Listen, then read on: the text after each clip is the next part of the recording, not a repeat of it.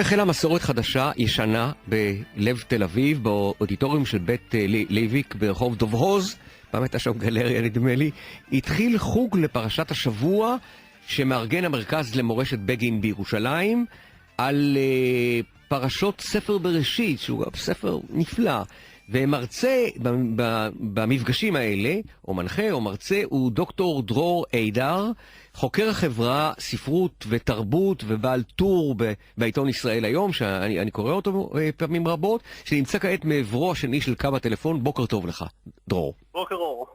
דרור, תשמע, העניין של לימוד תנ"ך ופרשות השבוע היה פעם נחלת הכלל. לי בבית ספר של זרם העובדים בחינוך היו מורים חילוניים נפלאים לתנ"ך. אני זוכר את השיעורים האלה כהתרוממות נפש, ואני עד היום קורא ודי בקיא בתנ"ך. מה קורה לנו? למה זה הופקע מהדור הצעיר? על ידי מי? דתיים, חרדים? למה התנ"ך הוא לא מה שהיה פעם לדור הצעיר? הם לא בקיאים בו, הם לא, חוץ כמובן מדתיים לאומיים או כאלה, הם לא, למה? מה קרה? מה לא בסדר? אני חושב שמאז מלחמת ששת הימים, החברה הישראלית נעשתה יותר מקוטבת, והחיבור המיידי של העניין הדתי עם המחלוקת הפוליטית הוביל לזיהוי טרגי, גם של כל המסורת היהודית, התרבות היהודית, ובראשה כמובן התנ"ך, אבל לא רק התנ"ך, גם התלמוד, גם הזוהר ועוד. אבל אנחנו למדנו גם תנ"ך, גם תלמוד. מאוד אהבנו את זה, בטח. והמורים היו חילוניים לגמרי, סוציאליסטים, מורדים בדת, אתה יודע. אבל זה לא בסדר, מורדים, ברנר ידע 1000 דפי גמרא בעל פה, אז מה? מורדים, אבל יודעים במה מורדים, זו הנקודה החשובה. יש הרבה אנשים שמציגים את עצמם ככופרים.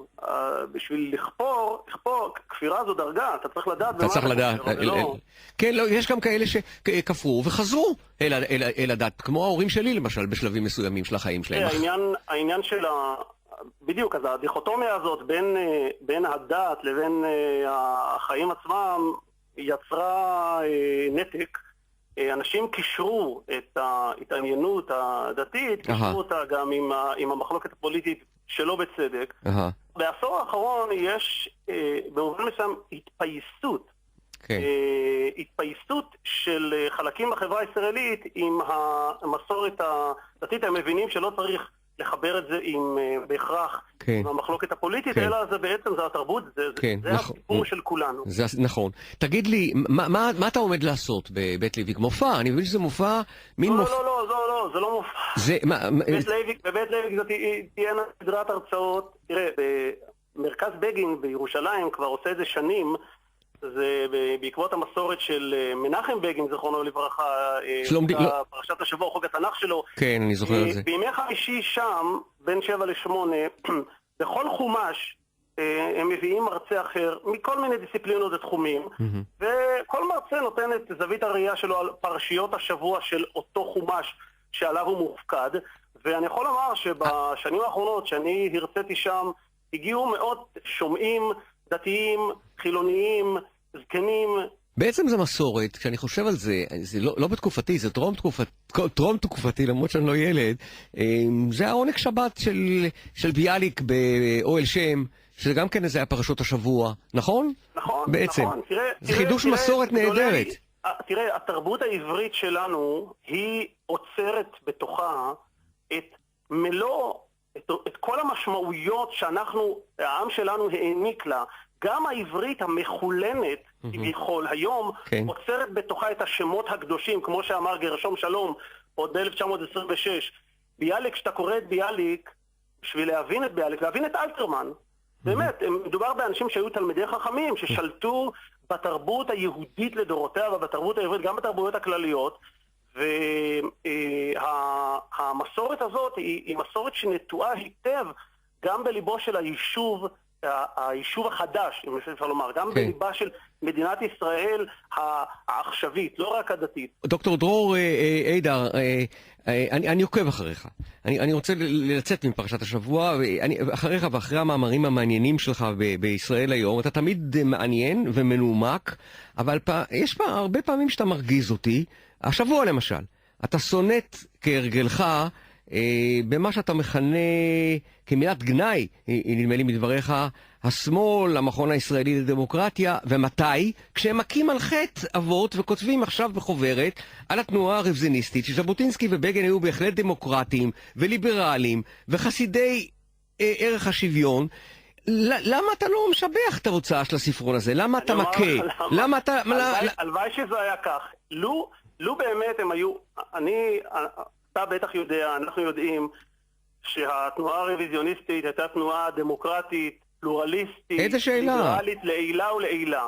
אבל בימי חייהם, גם ז'בוטינסקי, גם בגין, ספגו נאצות, קראו להם פשיסטים, קראו להם מילות גנאי אחרות. עכשיו, הצורך בחוברת הזאת שמובאות מדברי ז'בוטינסקי לא נבע מכך שהם באמת מכים על חטא, אלא מכיוון שהם רוצים, הנחת היסוד שלהם היא שמדובר היום במחנה שהוא מחנה לא דמוקרטי. כן, אבל אני רוצה לשאול...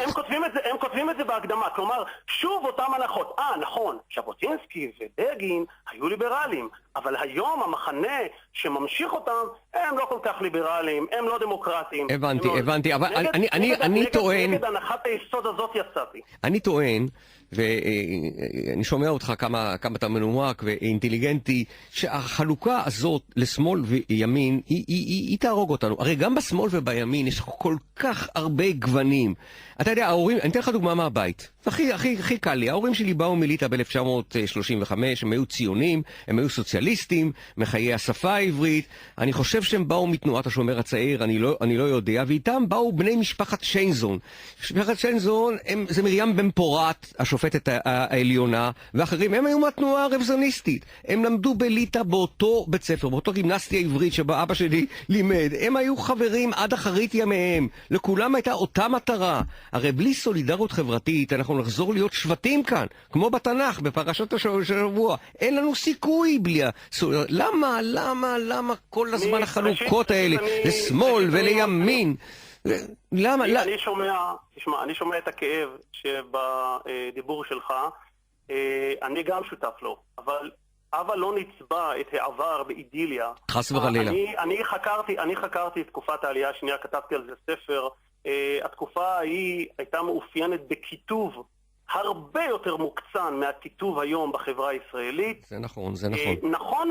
נכון הוא שהמחלוקת הפוליטית היום בישראל מתקיימת בעיקר, נקרא לזה, בשוליים האינטלקטואליים, מכיוון שרוב העם לא בדיוק עוסק בנושאים האלה. אני אומר תמיד שאין היום כבר ימין ושמאל. מדובר במועדוני קבוצות כדורגל.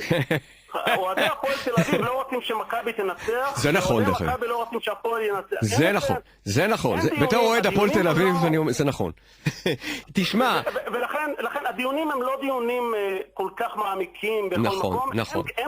אני גם לא רואה הרבה דיאלוג. אתה אומר שאתה קורא אותי.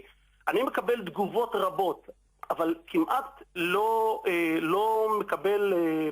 אני לא מקבל פידבק רב מהצד השני שאני בעצם מנהל איתו... אז הנה קיבלת, תראה, בן גוריון הזכיר את זה במשפט אחד, שידע לשנוא, ועוד איך, את המתחרים שלו. איך היה אומר, האיש שיושב לצידו של חבר הכנסת באדר על בגין הנהדר, והוא פרק את הפלמ"ח. הוא פרק את זרם העובדים שלו בחינוך, יזם חינוך ממלכתי למען מכנה משותף, ובגין, למיטב זיכרוני וגם מידע אישי, אני מכיר את הבית, הם היו דמוקרטים וליברליים ובעד מכנה משותף. תקופת הסזון עברה, דרור אידר.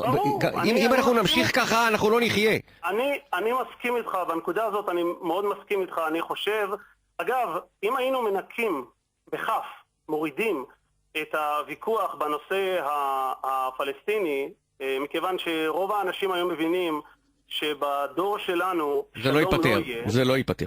יכולנו להגיד, אוקיי, שימו את זה בצד, בואו נתמקד עכשיו בשאלות יסוד, שאלות זהות, שאלות חברתיות, שתפסו עד כה פחות מקום. שאלות תרבות, פרשת השבוע, כל אלה נושאים שבעקבו של הוויכוח המדמם הזה בין ימין ושמאל נשכחו ונזנחו. כמו שאומר אלתרמן, עוד תבוא להם עדנה, עוד חוזר הניגון שזנחת לשווא. יפה. ניסינו לזנוח את זה, אבל לשווא. יפה. בסופו של דבר זה חוזר. דוקטור דרור היידר, היה לי תענוג לדבר איתך, אני מודה לך על השיחה הזאת. אני אמשיך לקרוא את הטור שלך בישראל היום, למרות שהוא לפעמים, כמו שאתה רואה, מרגיז אותי, ואני אשמח גם לפגוש אותך. זה אמור לעורר. מעורר. כל העניין של הפולמוס כבר נשכח, אנחנו שמחים בזה. ואני אשמח מאוד לראות אני אבוא ואת לפרשת. המאזינים בשבוע הבא. בבית לויק. בבית לויק. בשעה 7 בערב?